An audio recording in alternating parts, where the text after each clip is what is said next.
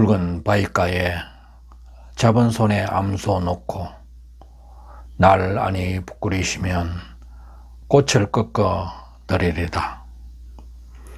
햇빛이 포근한 날, 그러니까 봄날, 진달래꽃 고운 낭떠러지 아래서 그의 암소를 들이고 서 있는 머리 흰 늙은이가 문득 그의 앞을 지나는 어떤 남의 안사람 보고 한바탕 건네인 수작이다.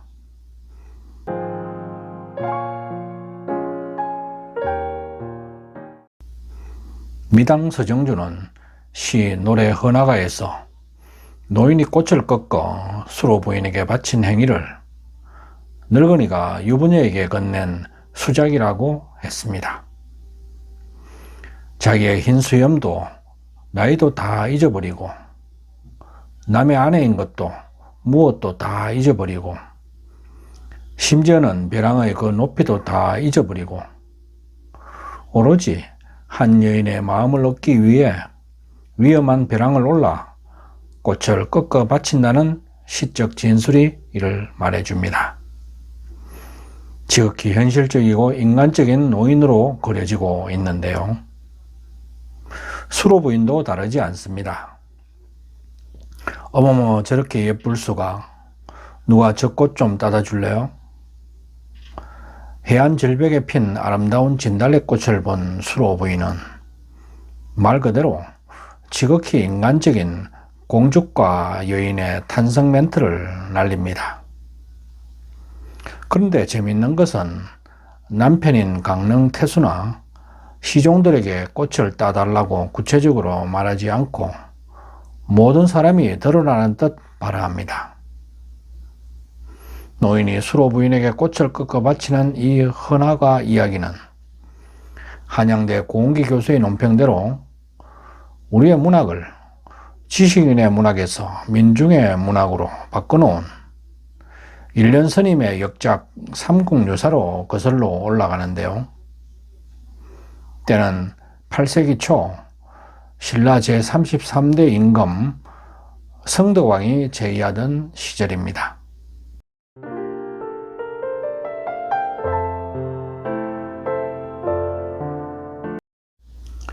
삼국유사 권2 기편 수로 부인조에 의하면 강릉 태수로 부임하는 순정공과 아내 수로 부인이 동해의 어느 경치 좋은 바닷가에서 일행들과 점심을 먹다가 바위벼랑에 핀 진달래꽃을 보고 누가 저 꽃을 꺾어다 줄까라며 독백처럼 말했는데요.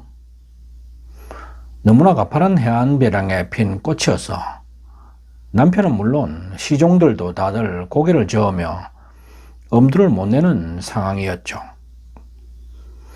바로 그때 암소를 끌고 가던 백발의 노인이 수로 부인의 그 말을 듣고 암소 잡은 손을 놓고는 바위벼랑으로 올라가 그 꽃을 꺾어다 바칩니다.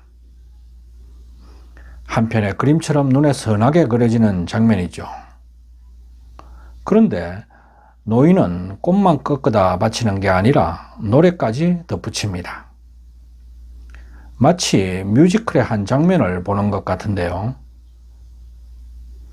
붉은 바위가에 잡고 있는 암소 놓게 하시고 나를 아니 부끄러워 하신다면 꽃을 꺾어 바치오리다. 위 노래는 사구체 향가로 전해졌는데요. 현재까지 전해지는 향가는 삼국유사의 14수, 균예전의 11수로 모두 25수에 불과합니다.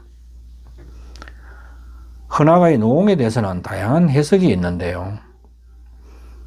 하지만 저는 당시 지쳐놓고 미인으로 세상에 널리 소문이 난 수로 부인임을 이해하게 되면 모든 게 풀린다고 생각합니다.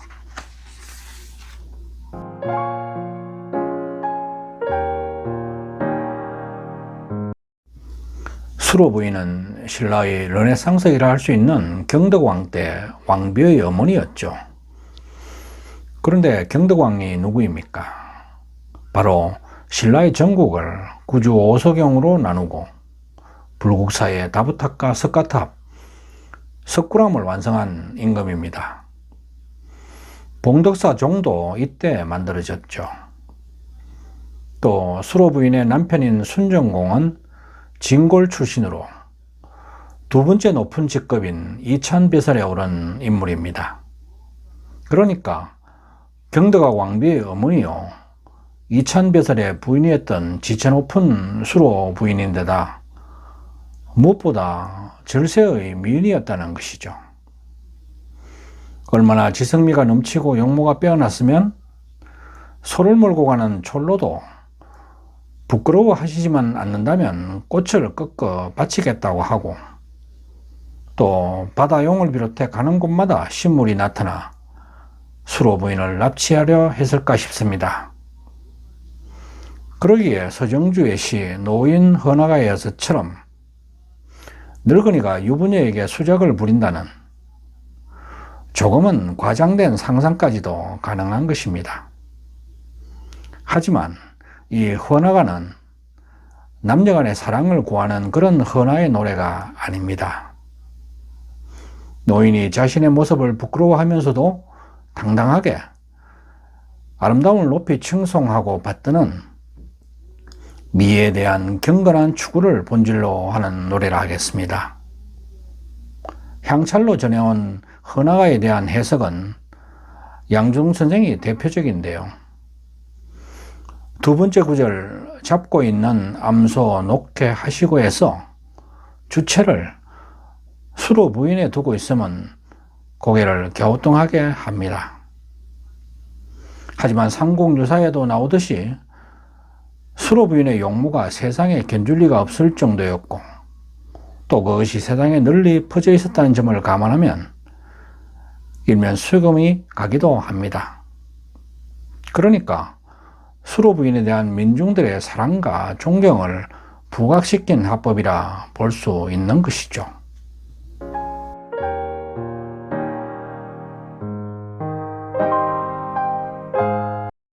노인이 꽃을 꺾어 바치는 사건이 있은 이틀 뒤 또 다른 사건 하나가 발생합니다. 이 또한 수로 부인의 아름다움으로 빚어지는 일인데요. 해변가 정자에서 점심을 먹고 있는데 갑자기 바다에 용이 나타나 수로 부인을 물속으로 끌고 들어가 버린 것입니다. 수로 부인의 아름다움을 탐해 바다의 용이 수로 부인을 납치간 것이죠. 다들 어쩔 줄 몰라 하고 있는데 그때 한 노인이 나타나 해법을 제시합니다. 옛사람이 이르기를 여러 사람의 말은 쇠도 녹인다고 했으니 바닷속의 미물인들 어찌 여러 사람의 입을 두려워하지 않겠습니까? 경내의 백성을 모아 노래 지어 부르며 막대기로 언덕을 치면 부인을 볼 수 있을 것입니다. 노인의 말에 따라 사람들이 모여 막대로 언덕을 치며 노래를 불렀는데 그 노래가 바로 해가사입니다. 거부가 수로를 내놓아라. 남의 부녀를 빼앗은 죄가 얼마나 클까? 내가 만약 거역하고 내놓지 않으면 그물로 너를 잡아 구워서 먹으리라. 노인의 말대로 막대로 땅을 치며 이 노래를 불렀더니 바다용이 수로 부인을 내놓았습니다. 여기서 사람들이 모여 땅을 치며 노래를 불러 바다용을 굴복시키고 수로 부인을 되찾은 것은 다름 아닌 민중들의 목소리, 백성들의 여론이 얼마나 무섭고 힘있는 것인가를 상징적으로 보여주는 것이라 하겠습니다. 삼국유사엔 수로 부인이 바닷속에서 경험한 이야기도 실려 있는데요. 바닷속의 상황을 물으니 7가지 보물로 장식한 궁전에는 음식이 달고 향기로워 인간 세상의 음식이 아니었다고 말했습니다. 그리고 부인의 옷에서는 이상한 향기가 풍겼고 그 향기는 이 세상에서 맡아보지 못한 것이었다고 적고 있습니다. 신화적인 상상과 호기심을 자극하는 흥미롭고 미스터리한 이야기가 아닐 수 없습니다.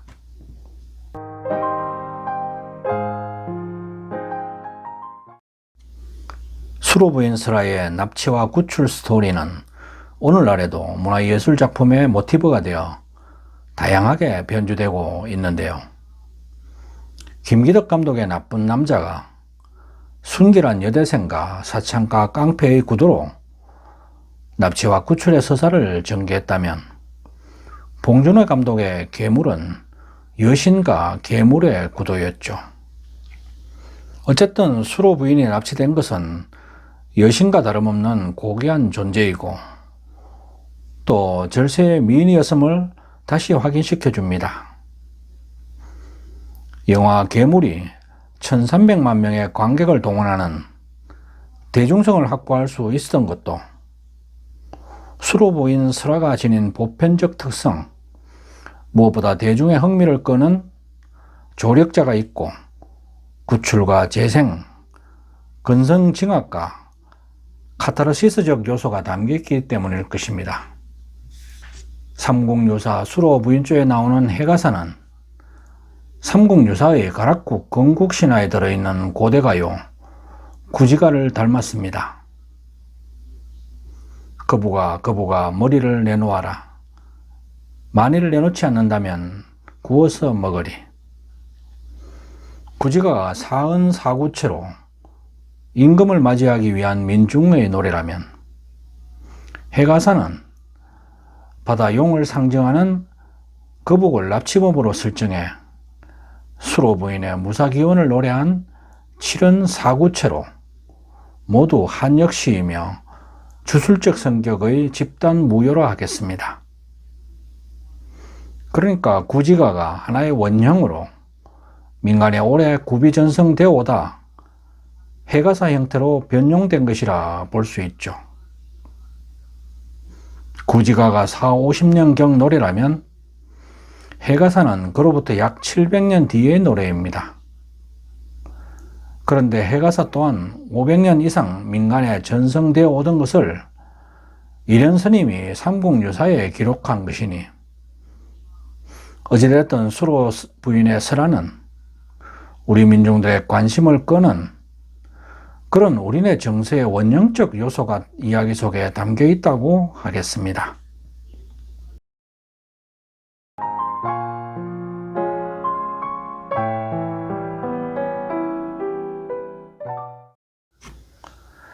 수로 부인과 헌화가 스토리가 이렇게 유명하다 보니 헌화가의 무대가 어디인지에 대해 그동안 많은 연구가 이루어졌고, 또 경주에서 강릉에 이르는 동해안 지역 지방자치단체들은 수로 부인과 헌화가를 소재로 한 관광 콘텐츠 개발에 애를 쓰고 있는데요. 가장 먼저 나선 강릉시는 1990년대 후반 정동진에서 신곡항과 금진항을 잇는 해안도로를 개설하면서 이 지역을 삼국유사에 나오는 수로 부인 일행이 강릉 태수 부인길에 잠시 쉰 곳으로 추정하고 이 길을 헌화로라 이름 짓고 수로 부인과 헌화가를 관광 콘텐츠로 활용하고 있죠. 삼척시는 더욱 적극적인데요.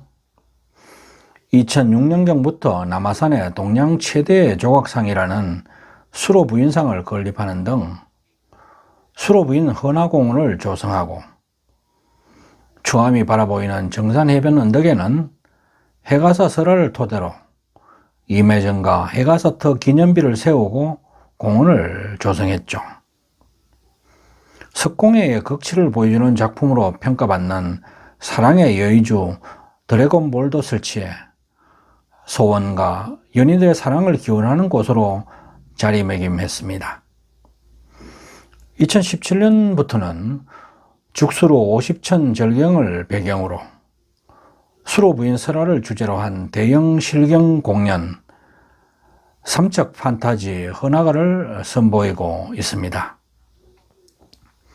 영덕군에서도 남정면 부곡리 굴곡포를 헌화가의 발상지로 보고 2012년 수로 부인 헌화가 학술 심포지엄을 개최했는데요. 이 지역이 임해정에서 이틀 정도 남쪽에 위치하는 곳이라는 점과 바위가 병풍처럼 이루어져 있다는 점을 그 이유로 들고 있습니다.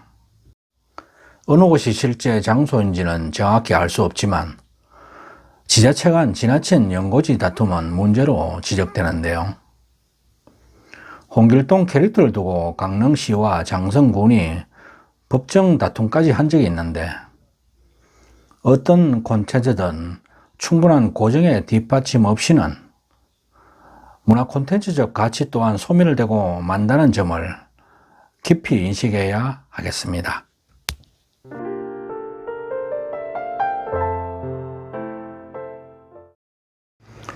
아직까지 건가파TV 구독자가 아니신 분은 지금 바로 붉은색 구독 버튼 눌러주십시오.